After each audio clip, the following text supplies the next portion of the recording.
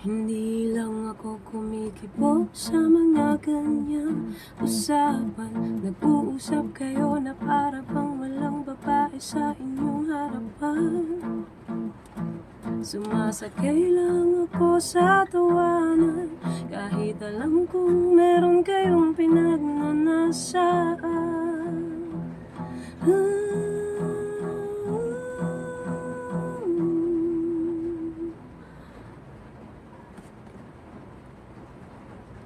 Nagmamasid lang ako sa gantong klase ng kwentuhan. Sa kabila ng meron kang anak, kapatid na babae, meron kang ina at meron kang asawa. Paano mo nasasambi na gusto mong tumira? Kaya pala ayaw mo sa kagaya ko, dahil liubra yung pagpapanggap mo. Kaya kahit babae, tinuturin mong kakumpetensya.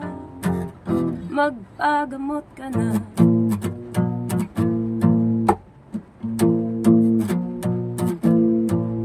Nagtatago ka lang pala sa mapormang kasuotan.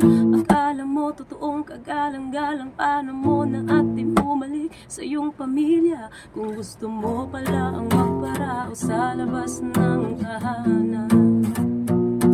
Kaharap ang asawa ay yukong-yuko naman. Yung pala'y mas mataas ang bitaw ng may bahay. Kaya naman pagkalalaki mo'y pawang natatapakan, naghahanap ng atensyon kung saan may madanan.